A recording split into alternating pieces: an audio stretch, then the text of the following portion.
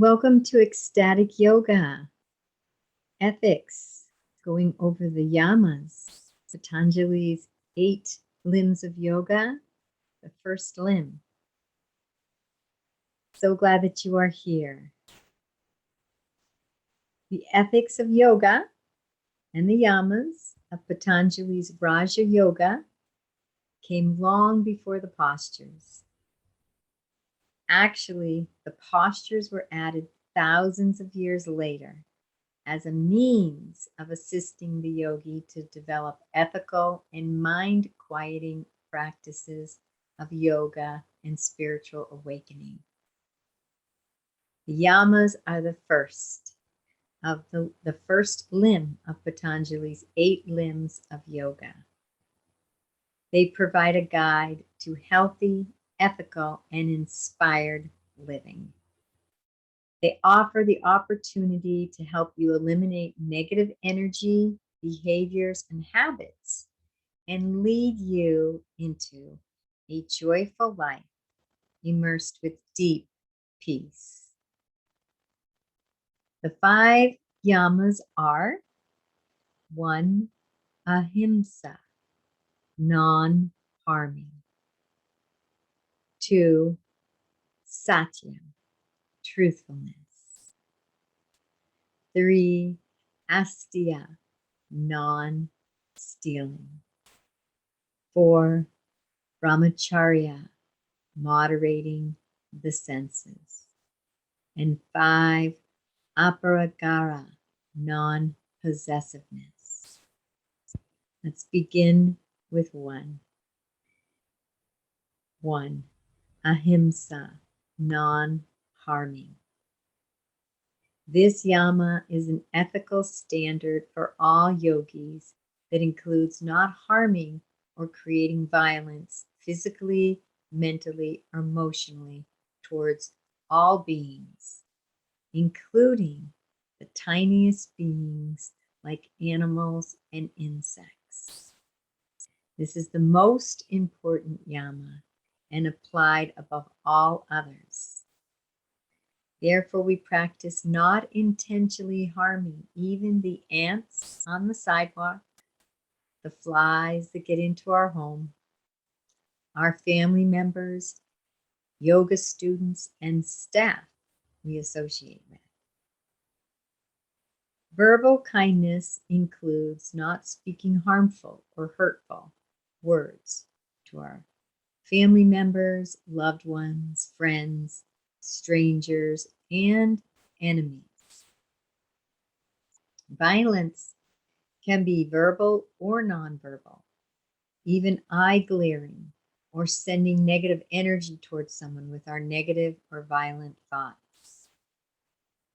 When we react negatively towards a person or event, that includes harsh words, anger, irritation, judgment, criticism, we create imbalance in our relationships, and we create an imbalance within our own body and physical chemistry. This harmful behavior can cause sickness, depression, and an unfulfilled life. When we practice no physical, emotional, or verbal violence or harm, we create and sustain harmonious relationships and a safe and beautiful environment to live and play within.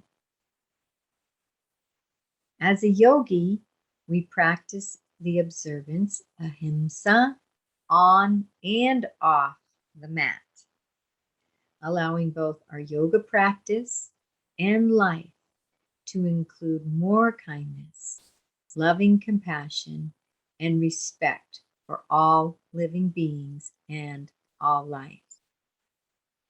We accept people and events in our lives exactly as they arise, while maintaining an open heart and loving attitude. This isn't always easy, especially with situations and people who trigger us. However, remember, those are the opportunities to practice our yoga off the mat. And remembering if there's a person in our life that is toxic, we can let them go with love and compassion. This is the work of the yogi, to transform conditioned negative reactions into loving, kind, and compassionate responses. It is very important to include your own self, your personal inner being the softest place to land for our own self. This includes transforming personal and general conversations in our mind that are harmful towards ourselves. Personal, harmful conversations may be criticizing our body, our performance, telling ourselves we are not good enough or that we cannot do something. General harmful self-talk may look like rehashing old stories and events that make us feel bad, regretful, or sad. Give up any disempowering talk about the self. Give up the hurtful past. Practice forgiveness as a gift to yourself. Forgiving yourself, forgiving others, and life circumstances that hold you back. Let all violent and harmful conversations about yourself go immediately and create new conversations, praising yourself, engaging in conversations about positive outcomes for the future in your life. Remember, what you focus your mental attention on will expand. Therefore, in the name of self-love and ahimsa, please be kind with your thoughts towards yourself and your life. We especially need to be compassionate towards ourselves when we slip into unconsciousness and react unkindly to ourselves or another. We can often be kinder to others than our own self. Therefore, it is important to practice ahimsa with our own self in good times and challenging times. The discipline of a yogi is to become aware of our own self through witnessing. Once we have awareness, then we can begin to transform all that we have witnessed into self-love. Engaging in supportive and kind acts and conversations with ourselves is a form of practicing ahimsa. The practice of ahimsa or harmlessness leads the yogi to the true self, where perfect peace and unending love exist. When we exist in our true nature, we naturally extend only kindness and compassion to the self and to all. There's no temptation to be harmful or violent when we exist within and as our harmless self. As we rest in our true nature, practicing kindness and compassion toward ourselves, others, and all life, we develop a powerful inner confidence and joy. Second yama is Satya, truthfulness. In relation to yoga ethics, it is of utmost importance to be honest in all our interactions, both professionally as a yoga instructor and personally towards all our relationships, including our relationship with ourselves. This includes speaking our truth with all people. In multiple situations and at all times, However, Ahimsa, Patanjali's first yama, harmlessness, must be above all other yamas. If you know a truth will harm another, we must use wise discretion, and silence may be better than sharing your truth. It is okay to know your truth, yet not speak it, if you know it will cause harm to another. On the other hand, speaking your truth may upset someone's ego, trigger someone's wounds. However, in these circumstances, our truth isn't intentional to hurt someone, and it is not our responsibility to protect everyone else's ego. This is where discretion is practiced. In these cases, we will need to feel free to speak our truth with courage, knowing it may offend someone's ego. However, it is not violent or intentionally hurtful. In Sanskrit, the word sat means that which exists. Satya means truthfulness, reporting and acknowledging things as they are, without our judgments and interpretations skewing the picture. We may wish for things to be a certain way. We may be attached to being right about something. However, Satya directs us to be neutral, unattached, and report honestly and accurately as possible. Often it is our fears, attachments, and negative thoughts and beliefs that have our minds enter into delusion, twisting reality to fit our views and agendas. It is best to see ourselves as innocently confused when we notice our mind enter into delusion and delusional thoughts. This way, we can more easily shift out of our stories and set our feet on solid ground, the truth of our being. We often lie to ourselves as much as to others in order to not take responsibility, avoid looking bad, get out of things we don't want to do, or not be judged by others. To be aligned with truth, our truth, is to be aligned with ourself and our innermost truth, our inner teacher, the Atman. As you practice and commit to Satya in all things, your thoughts, actions, and communications align with truth. Being true to yourself is the gift you can give yourself.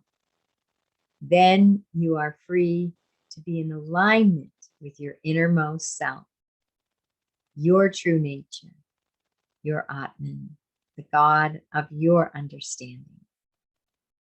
This is when you align with your highest path in life, your highest purpose, and your greatest joy. Our third limb is Ostia Non-Stealing. Asteya is defined as not taking what is not yours. Not taking that which is not freely given is a form. Taking that which is not freely given is a form of stealing. It is an ethical necessity as a yoga instructor and student of yoga to not steal from others. As a yoga instructor, this is important for your studio and students to feel safe and trust. Trust that their belongings will not be taken. Beyond just physical objects and possessions, non-stealing also refers to time, information and vital energy.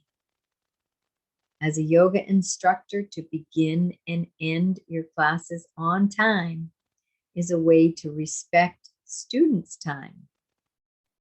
If you are late or your classes go over in time, you disrespect your students, and in a sense, you steal your students' time. This is also true for information and energy. As we practice this ethical observance in all areas of our lives, we commit to not stealing physical objects that don't belong to us, not taking intellectual information that doesn't belong to us, nor do we disrespect others' time by being late, talking excessively about ourselves, or draining others' energy by directing toxic vibes or violent language in their direction. Exploiting another person for labor, time, or energy is a form of stealing. Therefore, we should always practice fairness and fair trade practices in our yoga studios and in all areas of our lives. We only steal when we feel lack within our own self, when we feel envy, unhappiness, incompleteness, and unfulfillment in our own lives. As a yoga instructor and student of yoga, it is important to heal yourself. Fill yourself up with the activities and experiences that bring you joy. Discover your passions and consciously fill your life with the things, the people, and experiences you love, as long as they don't harm another and are honest. Practice serving others. To give is to receive, and as we give, we get back tenfold. Lack and abundance are states of mind. The truth is, within our own being is everything we ever need. Going within, meditating on the Atman and the heart will fill us up more abundantly than anything outside ourselves. When one has an abundant state of mind, they can never feel the urge to steal. They have the connection within. The abundance is within.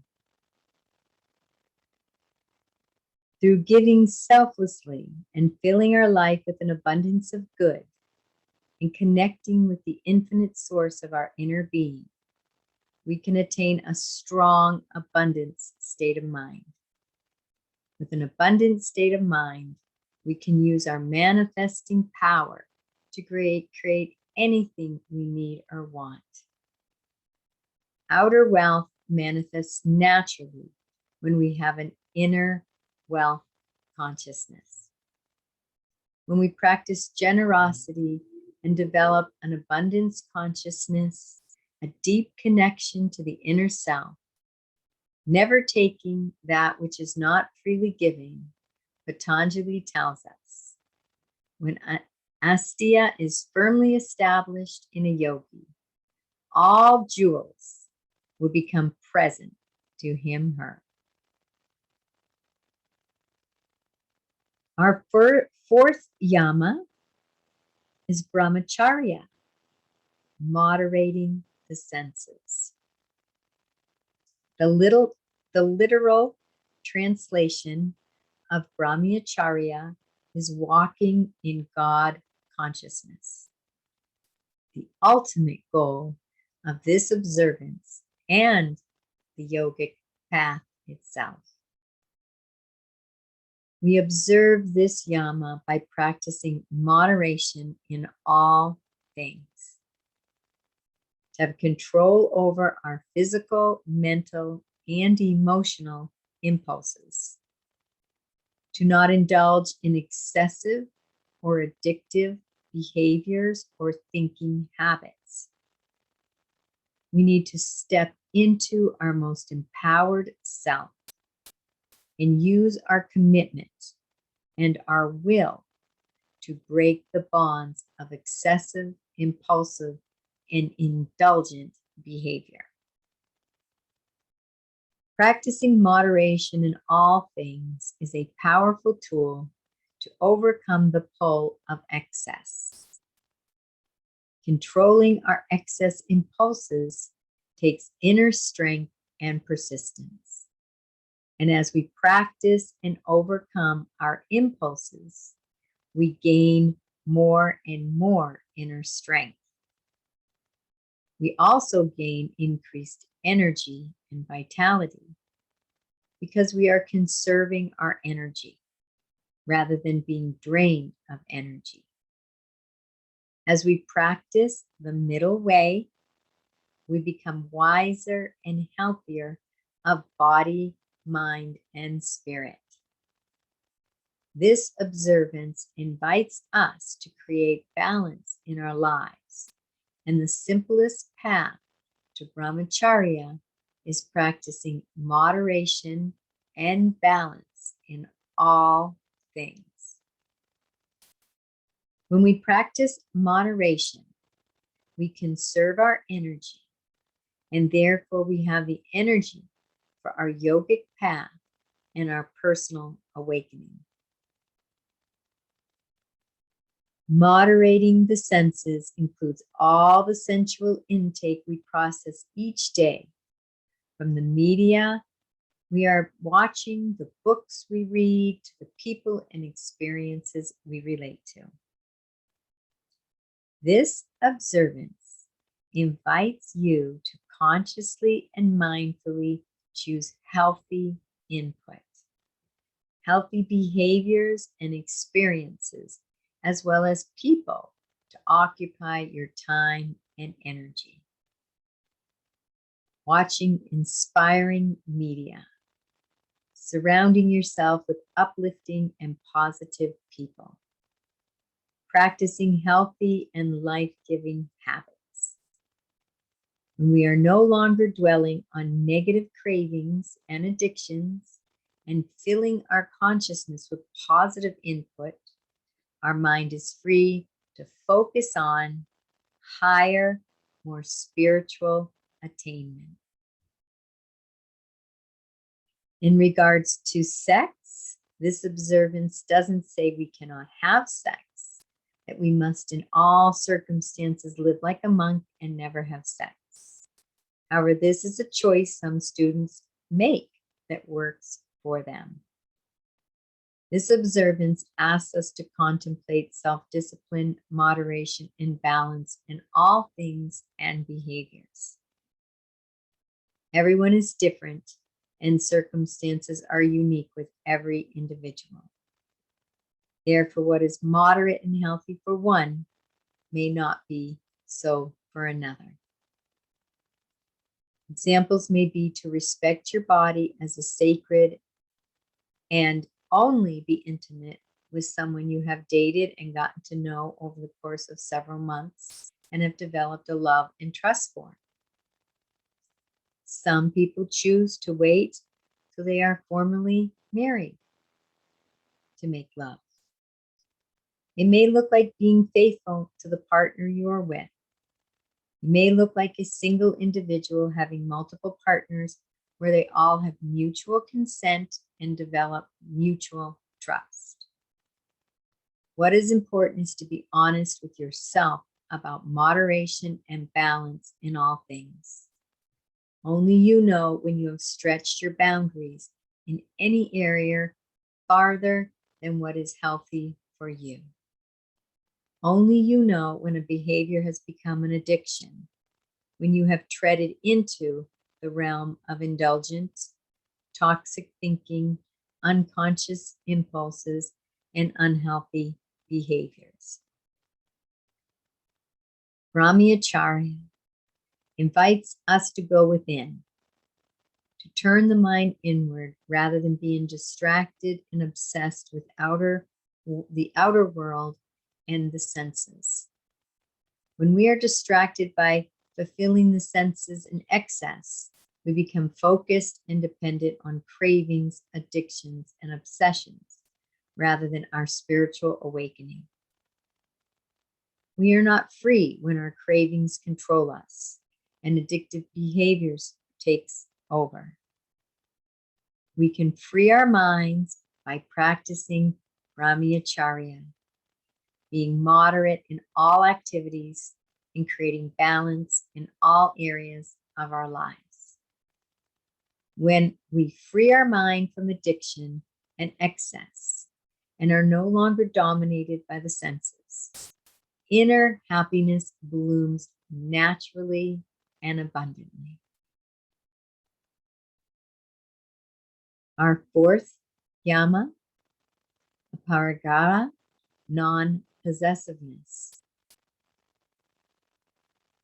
In Sanskrit, graha means to grasp, and pari means things. Therefore, Aparigraha means to not grasp. This is 5. This is our fifth, which could also be called non-coveting. In a very materialistic world, what does that mean? Of course, there are many things we do need in order to survive. And we may have many things that are not needed, but we enjoy.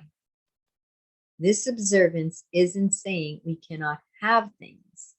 However, it invites us to let go of things that no longer serve, to let go of our excesses of things. The yogic masters tell us that no material object can be possessed ever. All material things change, and none of them will last forever.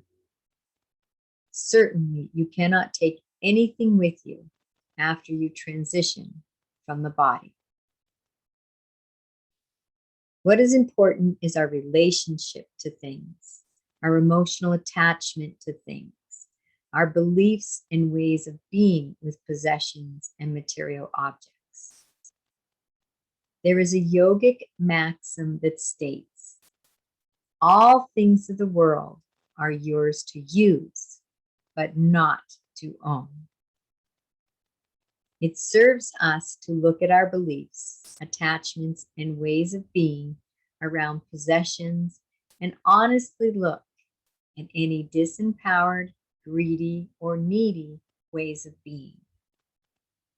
Do we believe we are more important if we have a lot of things? Do we believe we will be more loved or attractive, popular if we have a lot of things? Do we believe we will be safer if we have a lot of things?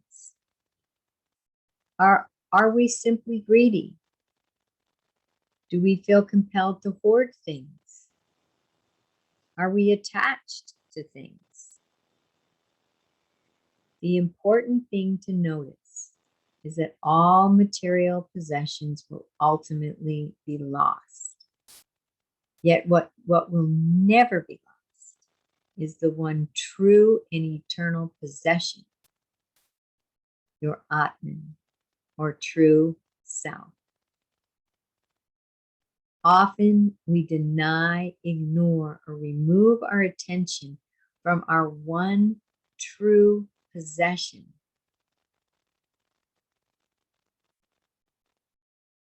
The one possession we will only ever have, and replace it for the distraction of temporary external objects, even other people. Your true self, your inner being, or Atman, is the one possession you can never lose. All else is temporary and ever-changing. Yoga guides us to bring more attention within to the self than fleeting outer things. This ensures eternal joy. When we are deeply connected to what is of true eternal value, the Atman, we are connected to unending rapture and peace.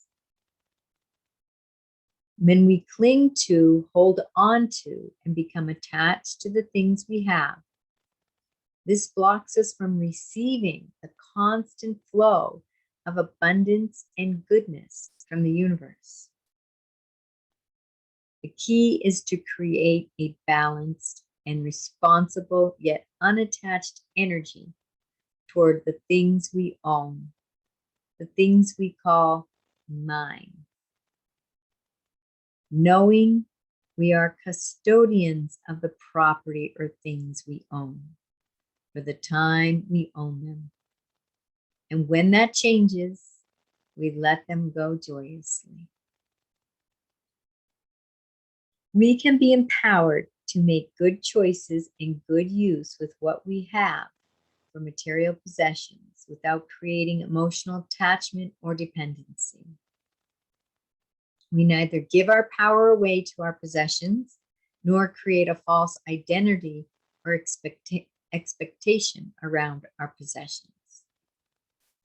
This is freedom from materialism. Being open to receive and enjoy what comes to us and what leaves us. Open our hearts to all that arises as our moment-to-moment experiences and gifts from the universe. When we become possessive of our things or people, they possess us, and we find ourselves, rather than unattached and relaxed, gripping and holding onto our things. Let go of possessiveness in relationships with other people, the need to control others, to become dependent on others, or to give more than you receive. Create freedom and respect in all your relationships with people, even a partner or spouse. We are all free, sovereign beings. No one can be owned. When we become possessive, we often want more and are never satisfied with what we have. Things are not our identity. And as stated previously, nothing in the physical material world can take away or add to what we are at our core.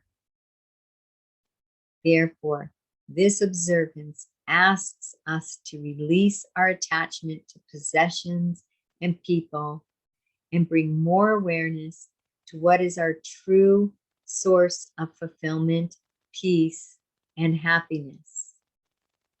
The inner teacher, our infinite soul power, our Atman.